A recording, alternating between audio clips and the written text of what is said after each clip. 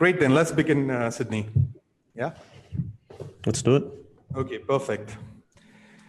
Welcome everyone. Today's guest is Sidney Minassian from Sydney. Sidney is founder and CEO of Contexti, Australia's premier big data analytics, strategy, technology, and services company. Sidney is actively involved in Australian startup ecosystem. He's an international advisor and speaker on strategy, innovation, startup growth, and digital. He's passionate about people, innovation, and entrepreneurship, and has more than 20 years of entrepreneurial experience and experience of taking up an idea and scaling it up. Sidney, welcome to the show. Thank you, Vikas. Good to be here, and hello everyone watching from, I guess, all parts of the world, given that we're live streaming on Facebook and YouTube. Yeah. So Sidney, you'll be bringing a very interesting perspective in that you are one of the few persons we've met who's taken up an idea and really scaled it up big time, but you also wear many different hats. So before we jump into detail of how to scale an idea, I just wanted to know your backstory. The first question is, how did you get your first idea when you decided to turn an entrepreneur? So I'm not sure if I can decide if the first idea came because of impatience and immaturity, or if I was actually seeking purpose and impact. I think it's a combination of both. So my backstory is straight out of high school, I was keen to land myself a job in the financial markets. I wanted to be a hotshot trader in the dealing room, the ones that wear braces and buy low, sell high, like really intelligent stuff. And basically I wrote over 50 letters to every financial services company in Australia, pitching them the idea that I was going to come and work for you full time and do my uni at nights. Long story short, I landed a job with a Japanese investment bank. I discovered that I've actually got a passion for people, and I actually enjoy the bigger picture, people, process, technology, how it all hangs together rather than sitting in front of a screen buying low, selling high.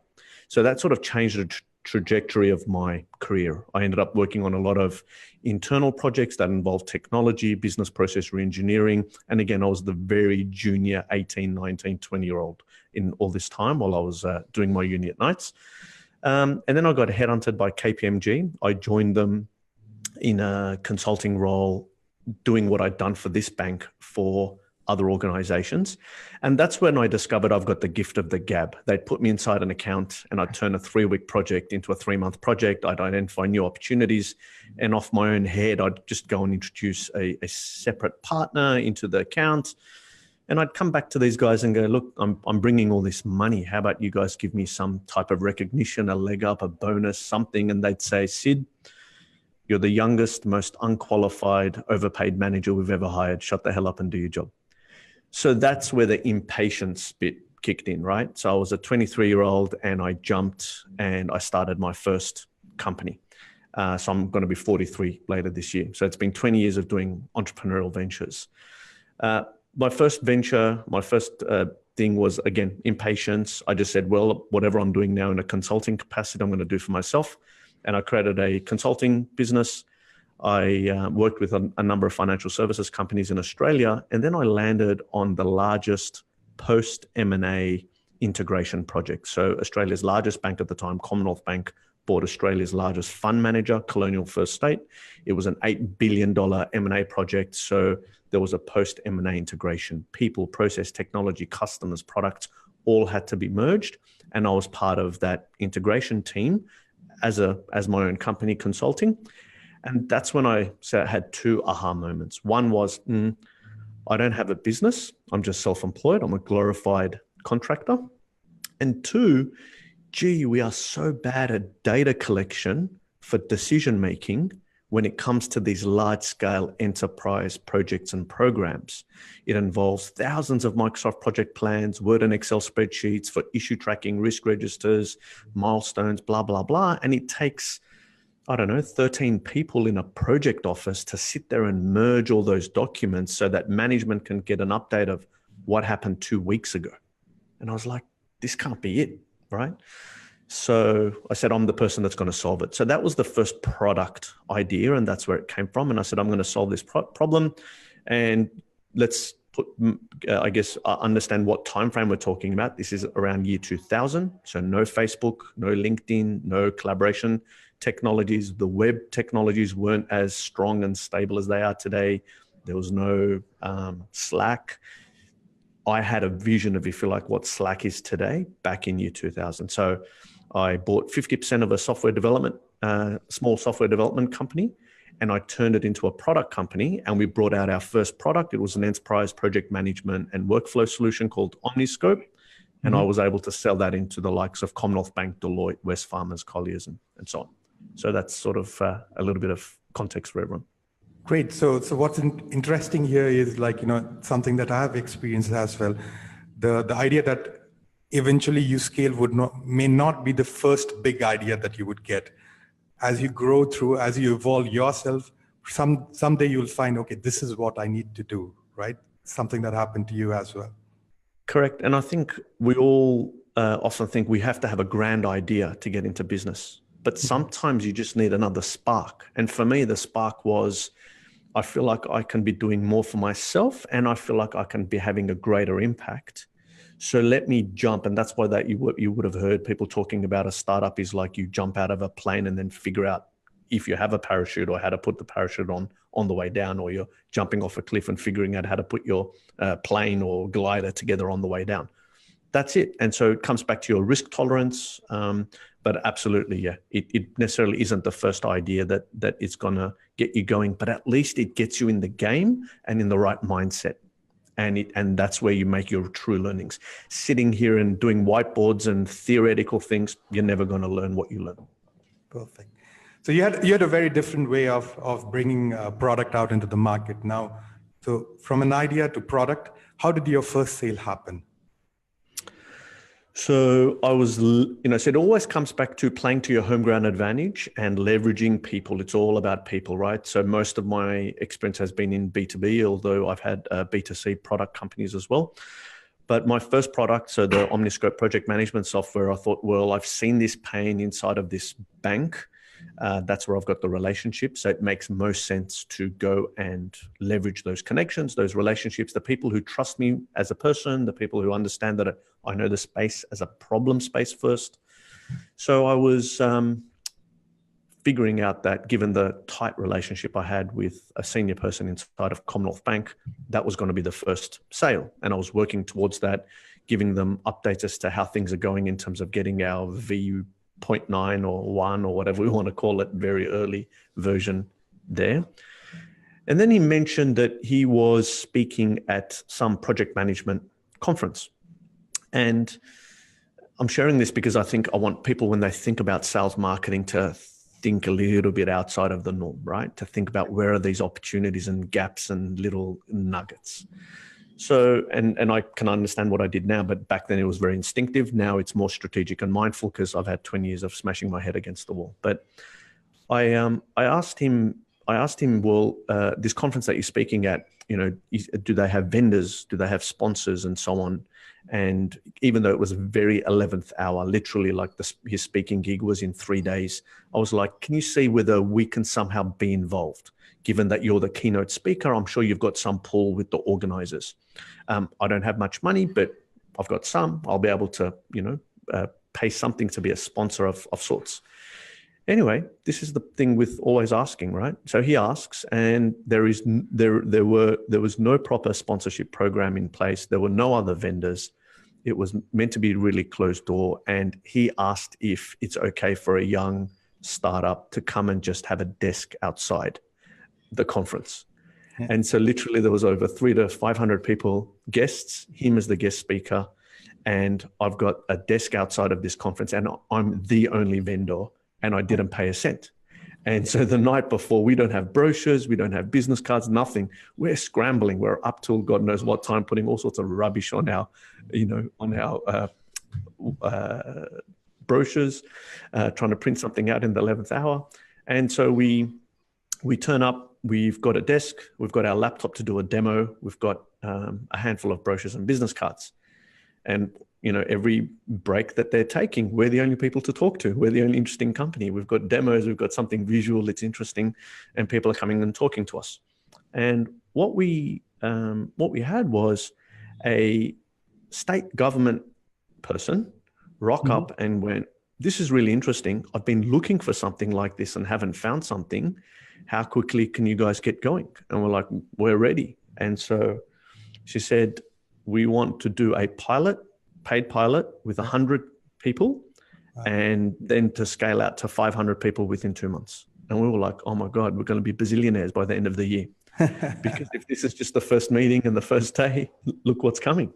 Yeah. And so that was the first customer. So they beat, in fact, CommBank. CommBank became a very large customer of this product, but Queensland Department of Health. So Queensland government is the largest, one of the largest state governments. They became the very first customer, and they started with the paid pilot. But if it sounds too good to be true, you know what the lesson is, right? It probably is. And so what we learned over time, sorry, we're going to say? Yeah. My question was, looking back, would you have done it differently? Now that you're 20 years ahead of that, would you have tried it on very different to get your first customer? Well, I don't know if I do anything differently. Yes, I think I would definitely do things differently. I think I would still encourage people to always ask the question. So try things and think outside of the square, definitely. So that bit I wouldn't do differently. But a few things I've taken lessons from that. So first one is beware of false positives. Okay, so that Department of Health deal became a false positive for us. What we later discovered when I learned how to do proper sales, like qualifying deals, not, if they've got a little bit of money and they want to spend it with you on a pilot, but qualifying deals to the point of not only do you have the money to spend with us, but do you have the permission within the organization to make a decision on a bit of technology? So you may have permission over a budget. You can spend it on consultants, you can spend it on trainers, but if it comes in the way of IT, that's a different ballgame. So I had to learn that the hard way. So what we later discovered was the reason why they were so keen to purchase was they had budget that if they didn't spend would be taken away from next year's budget. So they wanted to show that they're spending money. Secondly, we learned that the organization had already invested in an enterprise license for Primavera, which is an enterprise-grade project management software. That's the standard that they want everyone to use. So as soon as it got beyond the pilot and we had to get IT involved because we had to get involved by putting things behind the firewall, this is back in year 2000, right? Client server technology. All the alarm bells went off and the bigger deal fell over. So the first thing is look out for false positives. So take the deal, bank it, learn from it, but don't bet the farm on it. Don't think that's the strategy and, you've got product market fit. You want at least 5 or 6, 10 deals that look the same before you say, yeah, we found the product market fit. The second big lesson is I would sell way more earlier before building anything. Right. So I later on implemented some of those lessons in doing it, but it came more from necessity and desperation because I was, really pushed in a corner when I was trying to pivot into a new category of technology. And I was like, I can't keep funding this. I used to have a really lucrative consulting business. Now I've got a software company that I'm just sinking money in because I'm constantly building features. So I learned to sell way before I build anything. And people often think, is that legal? Is that ethical? Always be transparent. Always put your heart on the table. Tell them, this is my vision. This is what I'm trying to achieve. But in order to get there, I want validation. And the best validation is your money, not in the future, but today. So I learned to sell products, enterprise grade software products that didn't exist and collect the cash way before we built anything. So that was sort of the lessons I took. And the final thing that I would pass on in terms of what I've learned and what I would do differently and do differently today is, and those who've heard me speak before or listen to my podcast, you need to be a narrow niche ninja. Our project management software was for everybody because it could do everything and it would help people in enterprise and business and knowledge workers, as well as tech, as well as IT, as well as infrastructure, as well as property. Aren't we good? Actually, we're not. right? Yeah. So one of the big lessons was you got to really narrow down, be really niche, and say, this is the persona and this is the audience that I want to serve. And this is what I'm going to do for the next period until I've got such a run rate where it's pumping out cash flow that is so good that I can now go and invest and do other things. Great. So beware of false positives. Sell before you build. Validate. The best validation is by selling. And always have a narrow focus. Don't try to serve everyone in the market. Correct. Yeah, great. Correct. So now probably the next question is towards a little bit going more towards, probably in this case, you didn't have the first sale, but you have done the first sale and you're looking to hire most of the people. When is it that you should hire? And when is it that you know that now you're ready to scale? Now you should go all out on sales. So look, I'll give you some generic responses, and then I'll share some of my journey. And the generic responses are clearly when you've got product market fit and you've got evidence by paying customers, that's a good sign. Like that's obvious, right? So I'm not saying anything new here. The key thing, the next generic response, but maybe not be so obvious, is when you can lead the sales function. Okay, so just like you wouldn't just bring in a software developer and leave them alone and say, hey, just go code. What you'd say is, here's our vision. Here's the product. Here's the solution design. Here's the requirements document. Here is our development standards. Here's how we do our stand-ups. Here's how we do a retro. So you've got a way to manage those people. The good time to bring on a salesperson is when you've got something of that nature. It doesn't have to be to that specificity, but something of that nature where you can lead it. So you've got a strategy, you've got some mechanism to create incentive, you've got some mechanism to manage and do exceptions and jump on things that need help and so on, right? So that's the generic. Now, the answer also is it depends. So now if we're going to get specific, it depends. Because if you're an unprofitable startup that is self-funded, you will make a different decision as to when you bring someone on, even if you've got product market fit and evidence from revenue from existing customers, versus if you are a profitable business and unfunded, as in no VC on board. And then if you've got a VC on board, the dynamics change, right? So if you've just had an injection of $7 million venture capital, because there's an expectation that you're now going to scale, you will naturally have to act differently, and that will create a different dynamic. And I've had all three of these scenarios plus another one which I'll share. So number one, when the Omniscope business was, we had proven product market fit, we had customers like the Queensland government, like Commonwealth Bank, like Deloitte, but we were still not profitable.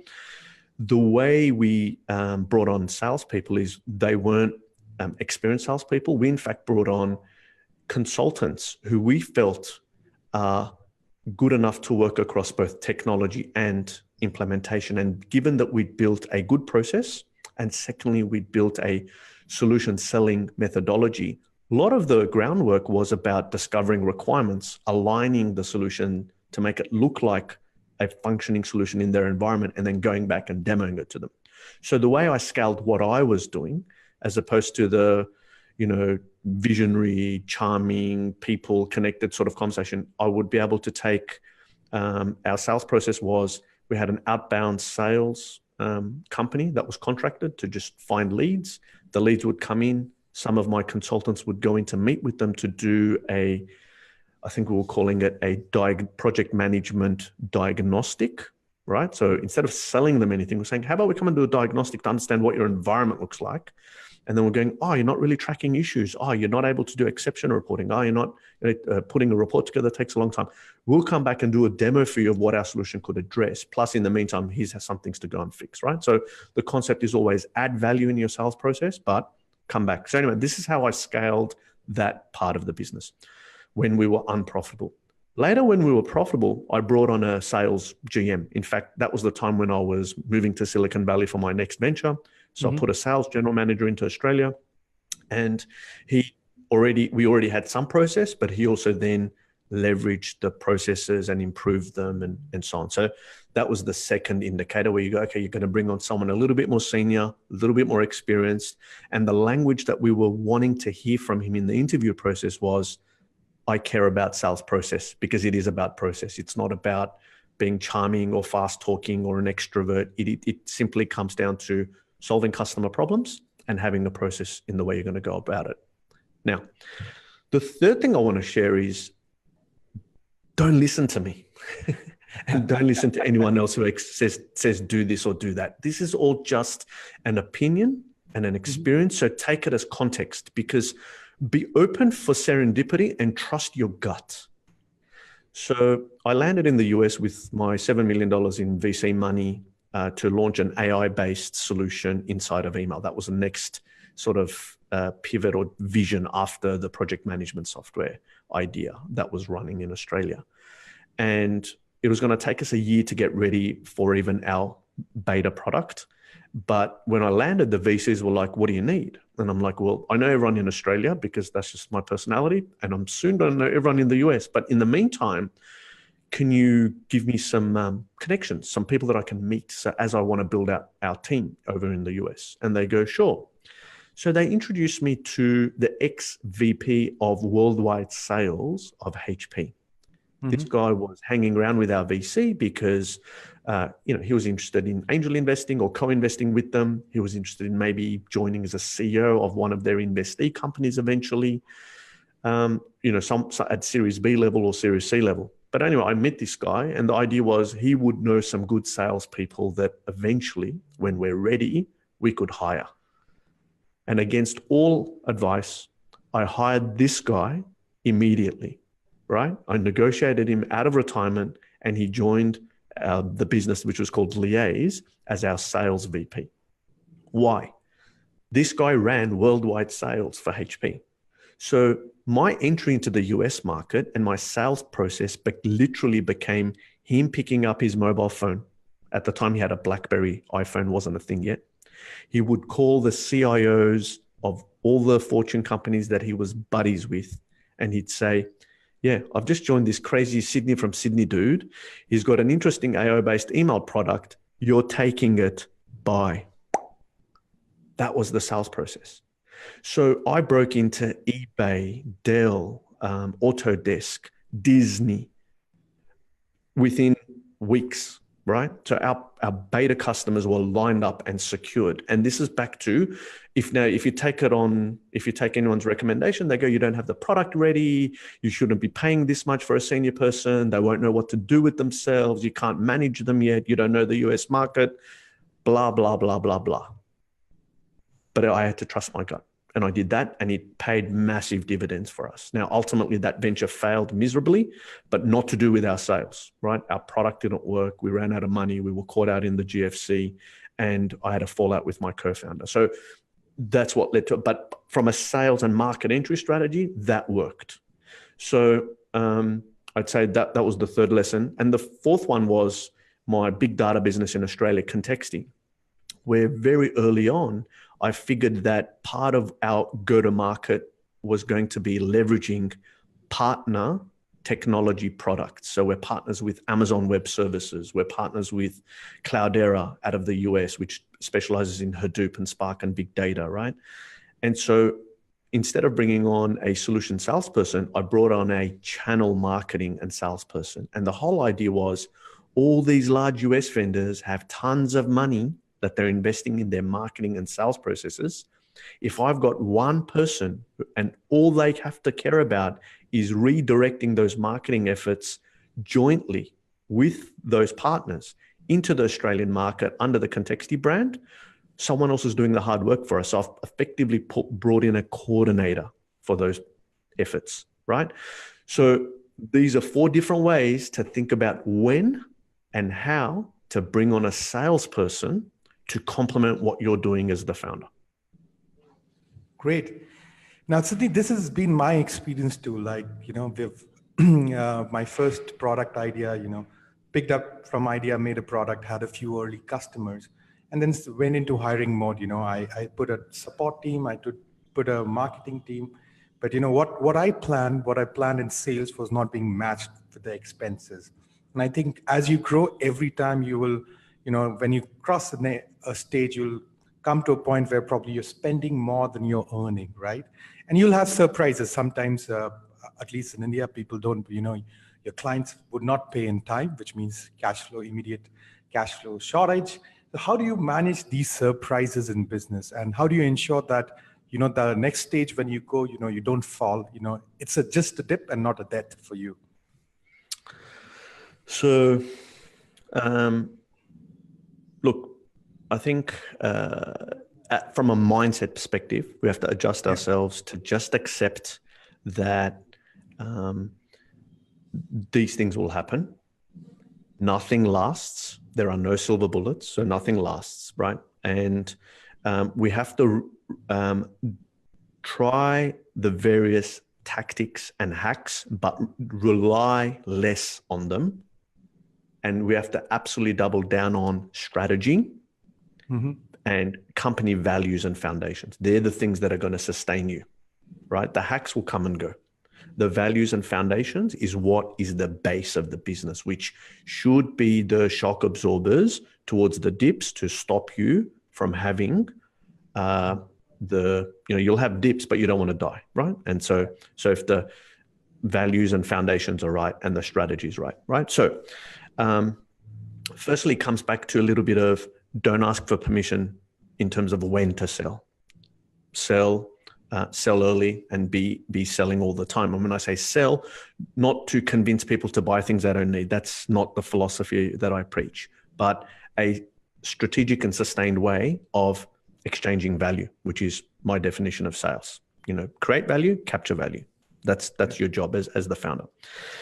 The next thing is that if we accept that nothing lasts, then just like we are in software development that we talk about being agile, then we need to be the same mindset when it comes to sales. What we need to learn to do is to act quickly.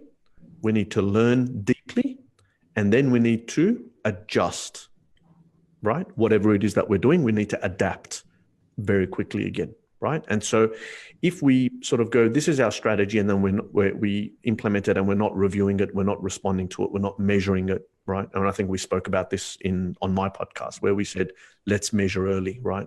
Don't wait until you have to start measuring. Measure early, measure whatever you can. And that was your insight and recommendation to my guests. Then it's the same. So we need to be doing this early on, and we need to adjust. Now, the other thing that I as I coach different people, I recognize is we build the product, we get so excited about the feature, and we forget to check the pulse of our audience, our customers, right? What's the pulse of our customers? Who's using the product? How are they using the product? Why are they using the product? When are they using the product? What do they love about it? What do they hate about it? What recommendations do they have? Are they looking at any competitor product? What is the bigger picture of why they're doing this anyway, And so if we don't make it our business to get into the minds of our customers and get this feedback, soon enough you become detached, right? Because you're getting paid. It feels like someone's logging in, so it must be okay.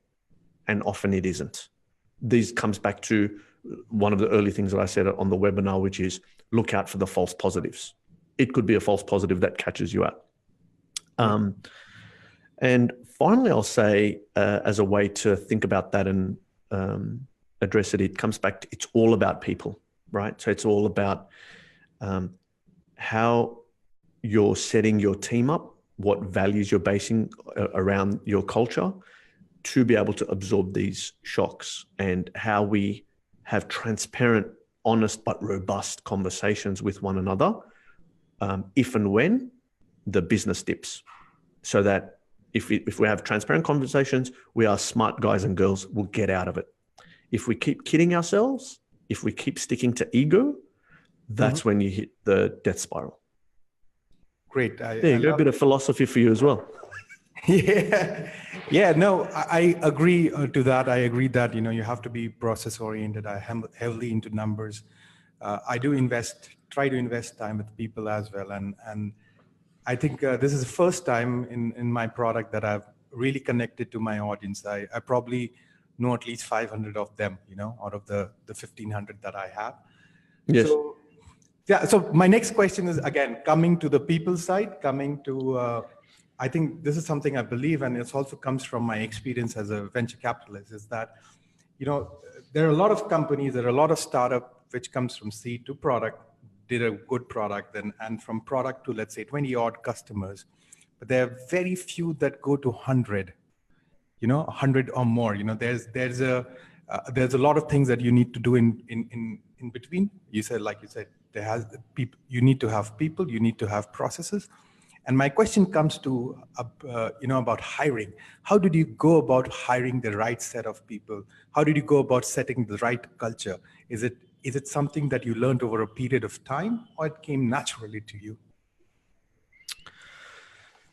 So at the time you think it comes naturally to you until you then realize you've made a mistake. And then you go, now I've smashed my head against the wall, right? So I'm a natural at this. So I got it. And then you go, oh no, that didn't work out, right? So as I said, so sometimes you trust your gut and you get it right. And then other times we talk ourselves into things, right? We're good at convincing ourselves that the decisions we make, make sense, and look at the data and look at the evidence. And because you know what, you'll find any evidence for anything you want to, anything you want to justify in life, right? And this is not just in business; it's in all sorts of life decisions. So, how do you scale from 20 to 100? So I think the good news is that if you've got 20 customers who are paying and engaged, then you've got some real validation.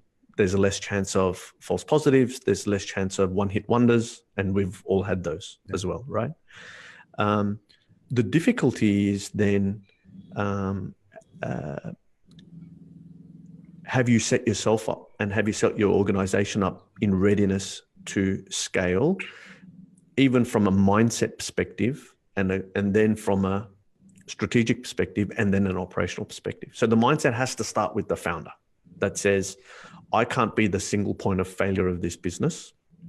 And therefore, strategically, I need to think through, how would I scale this thing?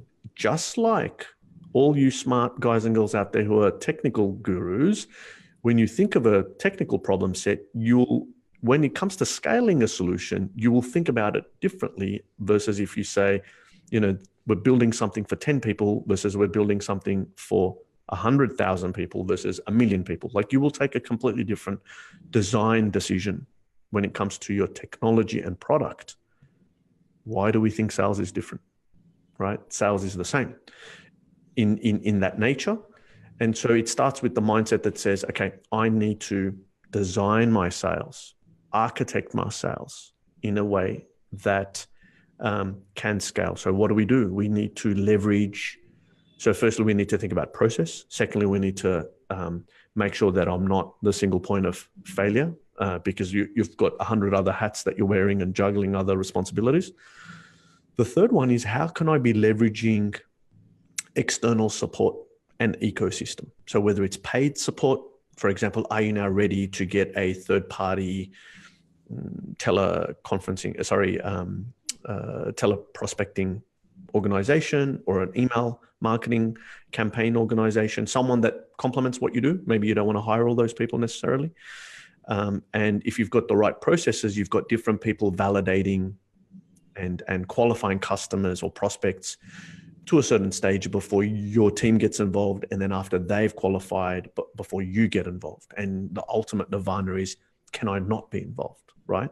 So, and sort of my very latest tech venture being Contexti. So SalesNative is my sales training and coaching business, but Contexti is still my tech venture.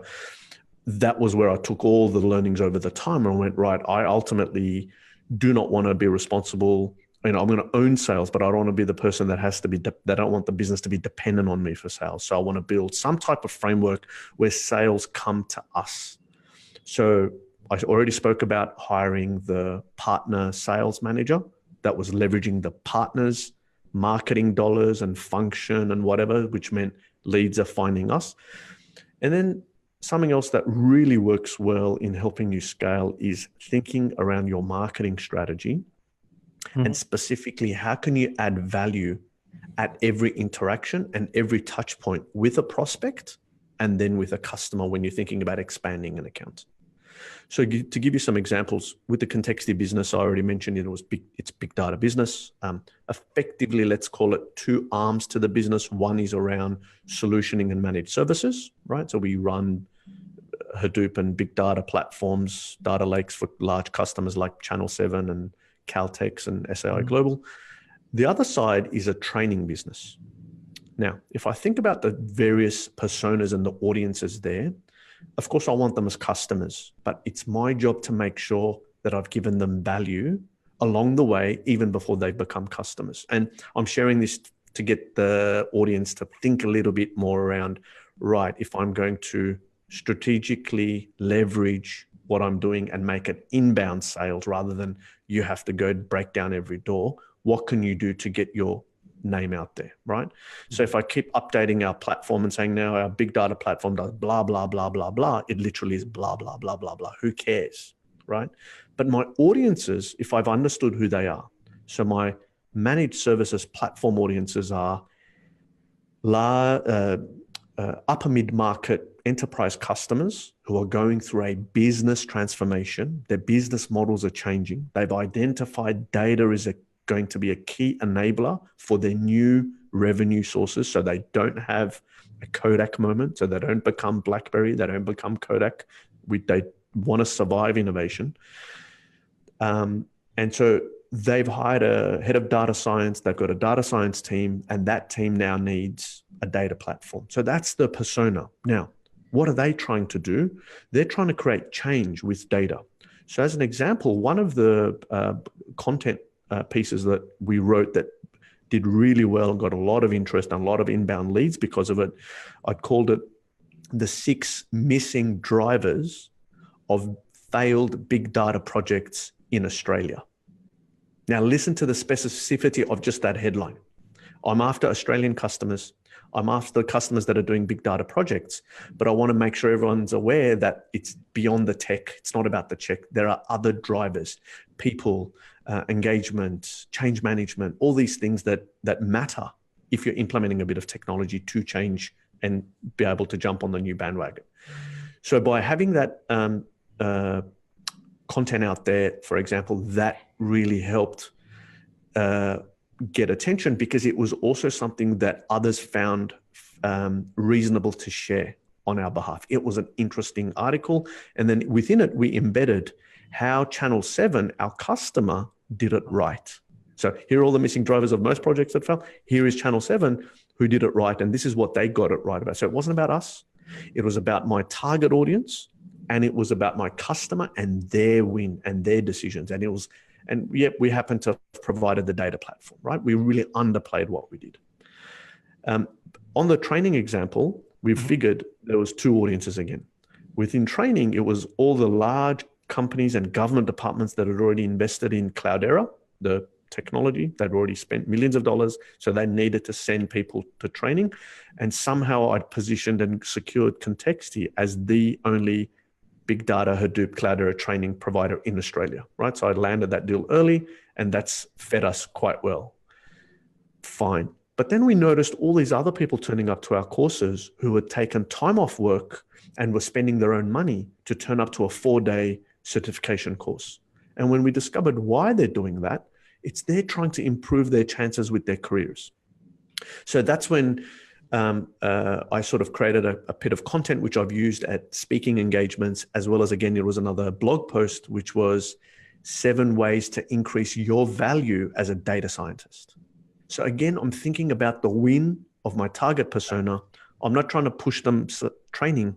And, there's all the other EQ and soft skills that I'm encouraging them to build in addition to training, right? So these are some examples when you back to scaling, leveraging your network, and how can you get broader marketing. That's how you get to it. So that's some of the inbound stuff. Should I continue talking about the ideas around hiring?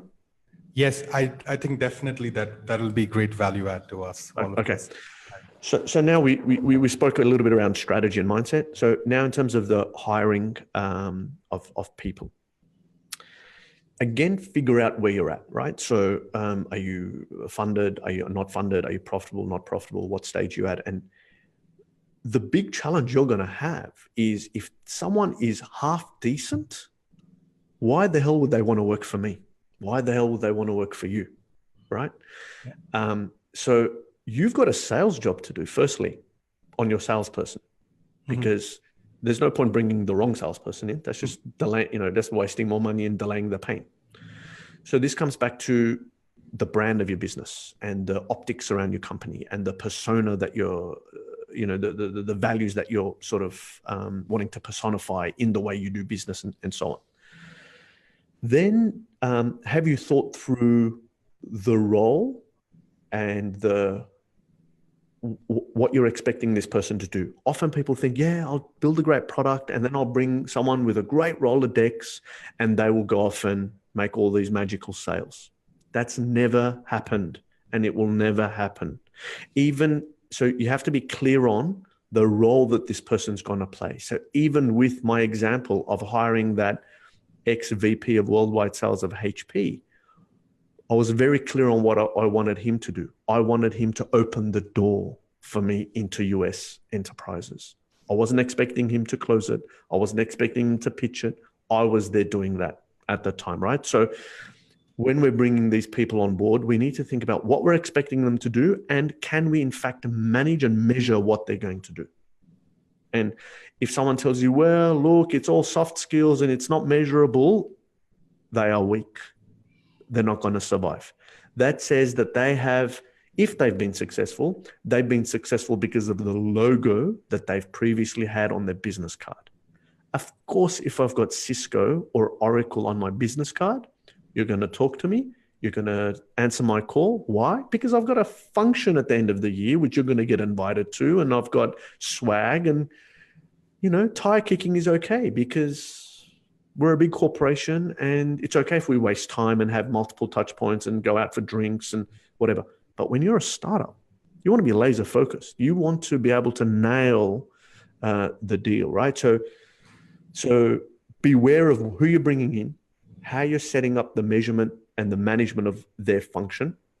And then we can think about, will they even be useful for us in a startup environment? Because again, it's not only the logo, but it's all the other auxiliary support services and luxury items that people have been used to. Like, can you set up your own webinar?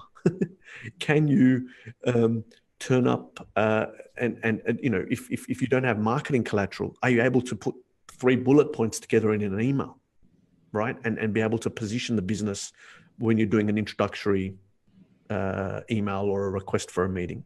So it's all these things where if they've been successful in a large company, they've got inside sales and outside sales and marketing and pre-sales engineers and post-sales engineers, all this support where literally it's like, as long as you're breathing, maybe you're making a sale. But in a startup, multiple hats.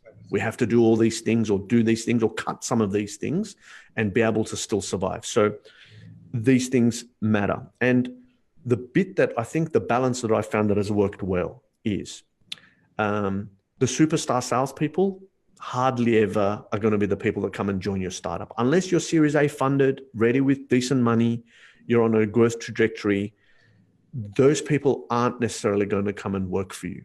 But if you've built a relationship with these people who already are successful salespeople in their own right, maybe think about putting together some type of advisory board. And by having an advisory board, you can leverage what best they can bring for you. And what best they can bring for you is referrals and introductions and validations that you're a good person onto a good thing and so on. They don't have to leave their cushy $200,000, $300,000, $500,000 annual salary. You can give them a little bit of equity, advisory board shares, and still they can act in that capacity by opening doors and still continue being friends, and you don't upset your relationship, because I guarantee you, if you bring those kinds of people into the business, it can upset the relationship. So you can leverage that and then think about how can I break down the process of the business to have, again, so don't be the single point of failure. I'm not saying do it all yourself. What I'm saying is break down the function of sales and then figure out what you can outsource, what you can bring in a junior person to train up, And then sometimes you might find it's some of your best technical people who've got that zest. They love that customer interaction. They get energized by it. And if we approach it in a methodical, structured, process-driven way, where we're giving value, sometimes these people turn into the best salespeople because they are less emotionally driven and more practical and honest in terms of what's really validated, what's really qualified, do we have a deal or not? So I know I've thrown a lot out there. Hopefully it gels with what people are thinking. Yeah, great. Thanks, Sidney. So I'll now change the path course a little bit. And you've had great experience, and we've talked about it last time. And I love your comment that to survive, to make things good, you've done everything except a murder. And I want the audience to know, that entrepreneurship is a very different ball game. Like what would you advise? Because our larger audience here is solopreneurs, entrepreneurs, early stage, really early ones. So what would you advise them for preparing them up for the next set of challenges as a founder or as a entrepreneur themselves?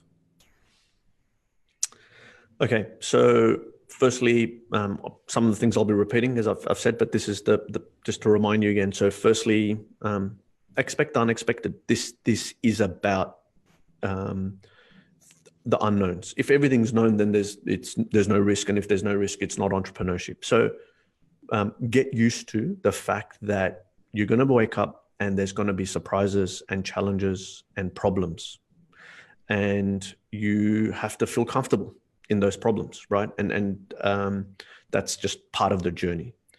Secondly, recognize that nothing lasts, right? Nothing lasts because technology is moving quickly, competition's moving quickly. People change. You will change. Your co-founder will change. Your team members will change. And a conversation we had 18 months ago, all good intention was there, but it's changed. Maybe their personal circumstances at home have changed. Maybe you've now going to have a family. Your life's changed. Maybe there's been health problems. Things will change. So the point is, it's not just all about, the product and sales. There's all these external factors that will bring pressure onto you and your business. So to me, that comes back to, do I have a strong base? So the strong base starts with, what are my personal values? What do I stand for? What do I care about? And then have I communicated that and set that up within my business? So is my business operating in the same values so that my inside and outside, there's harmony, right? My home and my work, there's harmony. So when you work from that base up, the shocks and the challenges and whatever become much easier. Some key lessons from me are have the fight early. So if there's any challenges in the business, whether it's between co-founders, whether it's with a customer, whether it's with a business partner, have the fight early. And fight doesn't mean it has to end in war. But if we're going to use that analogy, and this is where the murdering bit came in as a joke, was if you have the fight early, you might end up with a bloody nose, but not brain hemorrhage. And I've been guilty of leaving things too late because I felt like I'm protecting the friendship, the relationship. I don't want to necessarily upset people or upset the team and so on, right? So have the fight early. Secondly, set expectations very clearly with your team. Expectations right from get-go, and then act in a transparent way along the way. So if and when there are difficulties in the business, it's not a surprise. People aren't shocked. Because why? You've communicated and set expectations with them that says, look, we have this amazing opportunity. I have these great values and I've got this culture that I want to build in this business. And we've got these opportunities and we've got these prospective customers or existing customers. We've got this great advisory board, blah, blah, blah, blah, blah. But things can go wrong and things can change and things will change. So we will do everything possible under the sun to keep what we have, look after you, blah, blah, blah. But there may come a time where the business isn't working out, or you're not working out, or I'm not working out, where we have to come and have this conversation that says, you know what, we have to part ways, or the business isn't sustainable right now. I have to get rid of headcount.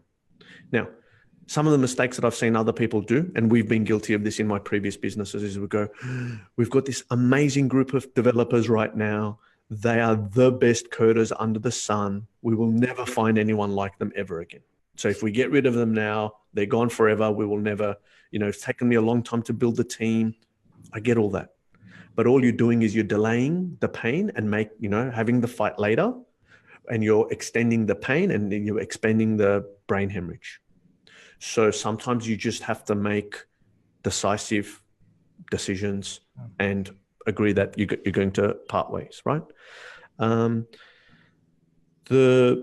bit that I spoke about before was, are you checking in with your customers enough to make sure that you're truly moving the needle, right? Because that will be the best decision point. You don't want to wait for renewal time to discover that contractually they were signed up for the last year, but for the last 4 months, they've stopped using your service, right? So you don't want that to be the point that you discover that, you don't want the touch point to be, hi, I'm calling because I'm going to send you another invoice. That doesn't look good, right? So figure out a mechanism where you've got touch points with your customers, engagements, input, maybe putting together a customer advisory board, if depending on the nature of your business, right? Something where you're encouraging them, or what you've done, because you've got a community and it's active and you're doing different things that builds engagement. So you want to have your finger on the pulse. And the final bit is, again, don't become the single point of failure, right? You put up a talk that I'd done a while back. I was doing a keynote for Optus, which is the last telco in Australia. And I think it was in that talk where the point number 5 was, your job as a founder is to drink coffee and have big thoughts. And the whole concept around that is, can you design yourself out of a day-to-day job? And effectively for Contexti, that's what I've now done. Okay, so I've been able to now launch SalesNative. Why? Because Contexti is a self-sustaining business. I've now put in a managing director. So I'm spending my time doing this, right? Which is far more energizing for me and engaging, because I feel like if I can make an impact on another founder somewhere in the world, a guy or a girl that's got a vision, and help them with commercializing what they've got, then I will die happier, right? So anyway, that's some ideas for founders to consider. Yeah, I think the last one, I'm trying to implement, as yet pretty unsuccessfully, but hopefully we get there.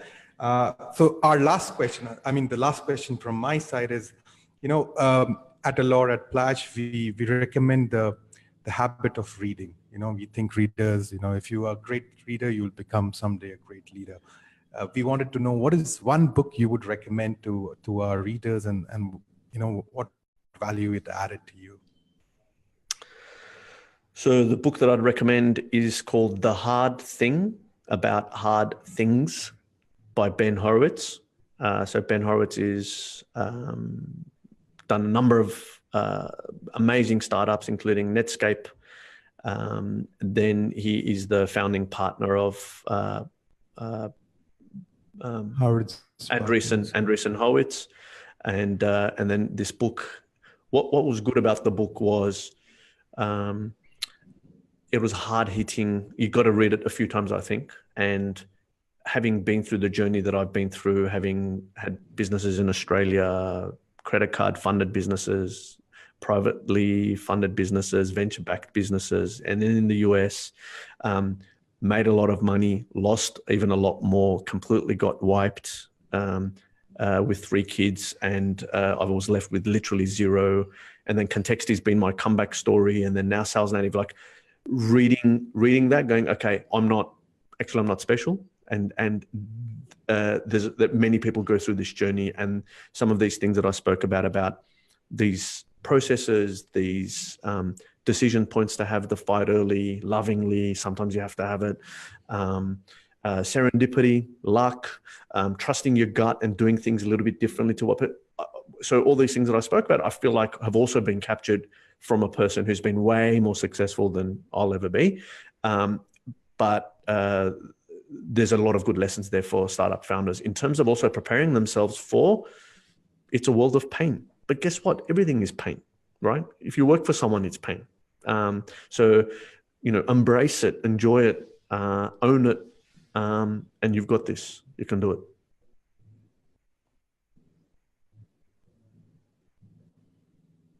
Perfect. Thanks, Sidney. We already have a few questions, and I'm going to, from audience. The first one comes from about how do you handle difficult leads who wants to constantly pit you against competition and eventually decide on price? How do you handle such difficult clients or potential leads? So, a couple of ways. One is if you're effective, if you know you're going to, and there's a saying around this, right? So sometimes people have already made up their decision. They've got their column A, which is the preferred vendor, and then they're trying to fill out column B, column C to do two things. One is to put pressure on the person who's sitting in column A, and secondly, it's to create the optics as if we went through a very fair and data-driven decision process. But emotionally and psychologically, they'd already decided on column A. If you feel that's the case, have the courage to walk away from the deal early. Back to having the fight early. Walk away. Don't waste your time. Don't even put in proposals and pitches and things like that. And we've had that many times over where they've contacted us and look, we know there's an incumbent. We know the incumbent's been there for a long time. And it's a tire kicking and price pushing game. So we just don't waste time on that. We walk away. The second part comes in terms of how you've positioned yourself from the get-go. Why are they talking to you? Are they talking to you only because it's a price discussion? Then you deserve to be pushed down. And this is where I say, think about having a business process, a sales and marketing process that's really founded on, can I give value to the prospect at every interaction?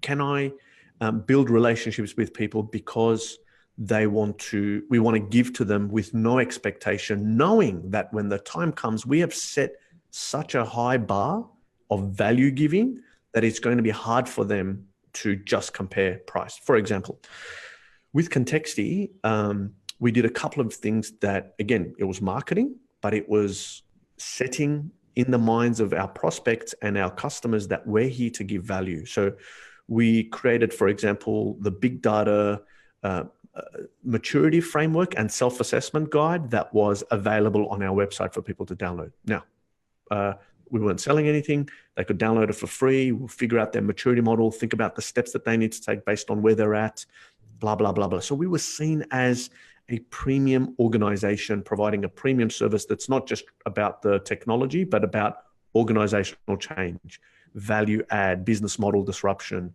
And so when we're having that conversation, it's hard to compare us to the other techies that used to walk in and go, yeah, we're good at AWS and we can spin up a cluster. Whereas we're talking about change management, culture, value creation, business model innovation. It's hard to then only have a price conversation. The other thing we did is we launched a big data center of excellence where I got Cisco and Telstra, two large organizations, to sponsor us. And every Friday we were putting on coffee and croissants for breakfast, bringing in a speaker, and effectively it was a meetup hosted at the Contexti Big Data Center of Excellence.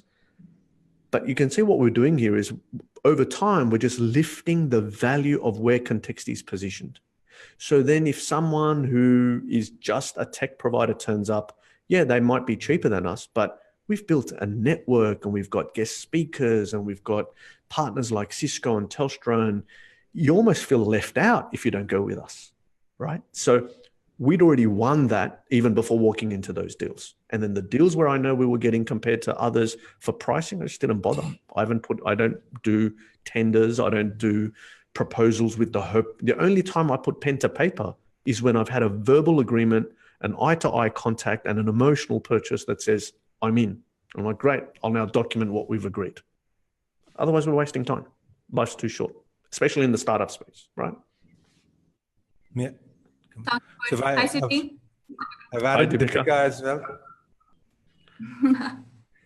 So we have a question, Sidney. What is the right time to go in for a referral program?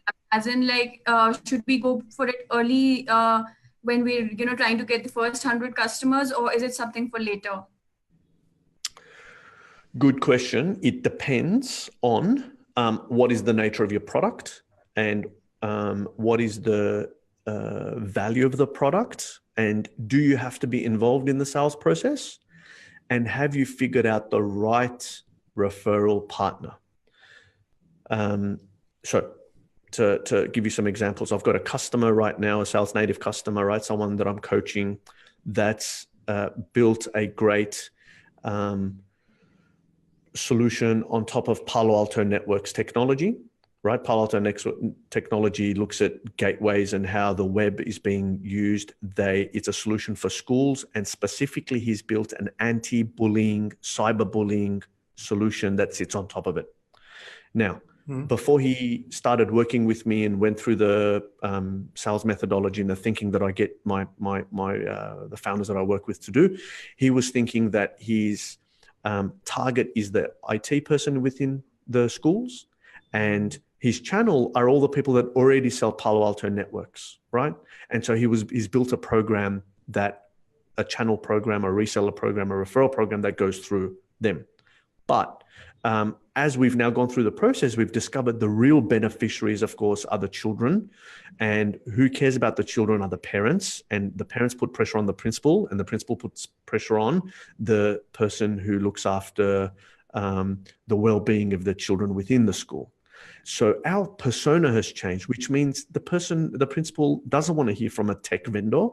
They want to hear from maybe a psychologist. They want to hear from someone who specializes in children's behavior, whatever. So the risk if you haven't hit your 100 yet and know who your customer truly is, if you're still in this false positive stage, is you may be creating more work for yourself, building a referral program for the wrong referrer, right? And so be aware of that.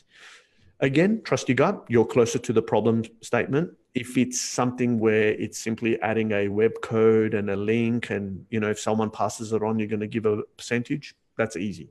But if you have to train them, educate them, position them, coach them, manage them, which you need to do with the channel, it's like the salesperson that you're going to bring on, you want to invest in the right channel and referral program strategy. Comes back to make sure I've given something concrete. Be clear on who you're serving and what problem you're solving for them, right? Often it's not exactly what you're selling is not what they want to buy.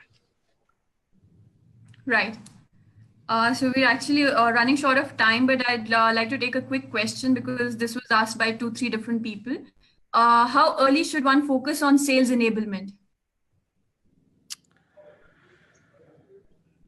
So I think I've answered this already, and there'll be no surprises. So by sales enablement, I'm thinking about having a sales marketing strategy, a sales strategy, having the mindset and the skills to be able to sell, having some type of measurement and CRM in place. And I'd say day zero is when you need to start. Even if you don't have a product, you should be selling ahead in anticipation of the product coming. If you're even before you don't even have alpha, your sales activity should be community building and adding value in who you think is ultimately going to be the persona that you're going to be serving. Okay. So your enablement activity has to start. It takes a long time. You won't build a product and tomorrow, ta-da, magically the heavens open up and people come and buy your product, right? It takes time. It takes a long time. So start it early. Build a community, start engaging with them, add value to the community in every way that you can, including the simplest way. If I know that I'm trying to provide services to a pizza delivery shop, I hear you guys are famous with pizza, right? So it's a pizza owner, right? Well, they're the people that I want to serve because I'm building some type of technology. Well, okay, what can I do for that audience? I could share interesting pizza recipes on my blog from the world, right? That they could repurpose and use in their marketing content. I can talk about the difference between wood-fired and traditional convention oven pizza models. Like I can create content, I can get engagement, I can maybe think about as a small business owner, what do you need? I can maybe add value talking about payment processes in a small business. Can you, how do you collect money when you deliver pizza? How does the delivery person get a tip? You can think outside of the square until your product for that pizza owner becomes ready, right? Then when it becomes ready, or as it's becoming ready, you're starting to sell. And then, of course, so your sales enablement has to start at day zero. There's always something to do to building brand. I'll wrap up this bit by saying, and I say this often, your job as a founder is to pitch everybody and sell to a select few. Pitch everybody means tell people what you're doing, build online presence, talk about the bigger picture of what's coming. Selling is a very specific thing. It's to your qualified target audience, if and when they're ready. But pitching and selling and the marketing in between, it's all part of your sales enablement. So get going today, like after this start. Sidney, we have more questions, but I think I'm going to stop now. And I wanted to, you started this, the 590 course by SalesNative. And I wanted you to spend a moment and talk about it and educate our audience what it is about and how they can benefit, because we are also launching a special offer for them, as you had mentioned. So let's talk a little bit about that. Great. So basically with SalesNative, our mission is to help first-time tech founders create and capture value by understanding and getting the right sales mindset, know-how, and connections, right? So that's sort of the mission of what we're doing with SalesNative. And the whole way we're delivering that is I'm trying to impact a global audience, especially those that are not in Silicon Valley, especially those who don't make it into Techstars. I want to bring that kind of sales enablement, knowledge, and capability to them. So the first course that we've created is called the 590 Sales Bootcamp. Now, 590 has come from the fact, and the name was given because with the Contexti business especially, every time people are like, what's your strategy? Why are you doing this? How can you do whatever?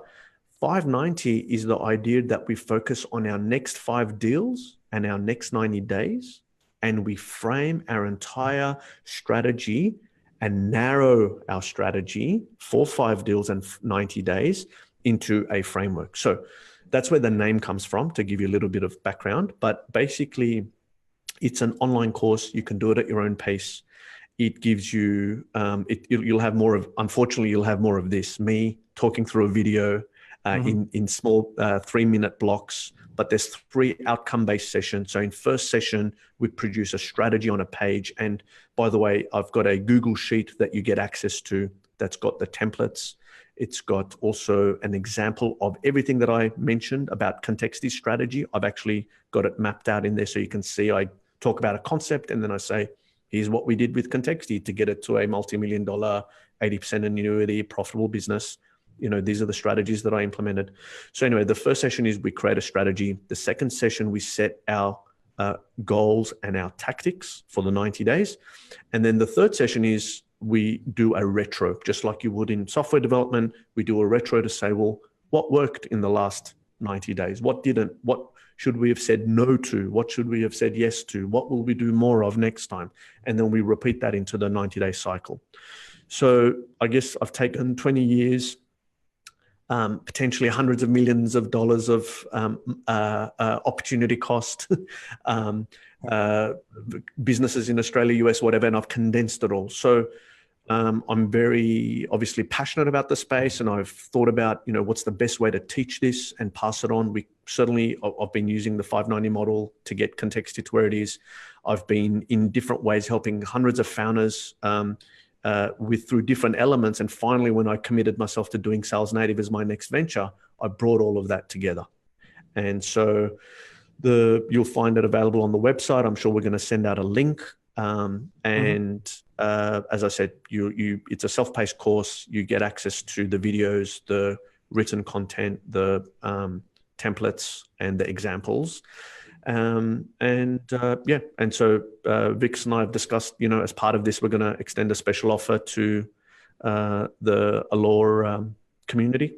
And I'm happy for you to share it verbally now or pass the link on. I know we're Facebook living and YouTubing. I don't mind. We're going to give a very significant discount to the early movers, and then there's some additional discounts later, less discounts, later for those who aren't as quick to jump on the program. But you'll love it. It'll take everything that I've said and bring it together, and for you to be able to turn your ideas around what you're doing into a concrete strategy, create a tactic, create goals, and communicate it with your team, have it as a guide for yourself, and communicate it with your external partners who are supporting your sales and marketing efforts. Great. So we generally, after the webinar, within an hour, we send a email with the recording of webinar. I think we'll pass on how to avail the discount in the same mail. I think, Sidney, it's been an hour, and it's been great pleasure, Sidney, to get you on the show. And I love your anecdotes. It's lovely. Your stories are so inspiring, at least for me. So again, thank you so much for coming and talking to, sharing your experience with the audience. And there are still few questions. I think you're already in our group. We'll tag you, or we'll try to, put it in a mail and get the answers ready for them. And let's keep in touch. And now you're part of Alore community as well. Great. Well, thank you for having me. Love what you guys are doing. And it's been a pleasure to spend time, and all the people watching and listening to this, from one founder to another. I wish you success. So good luck. Good luck. Thank you. Bye-bye, everyone. See you soon. Okay. Bye, everyone.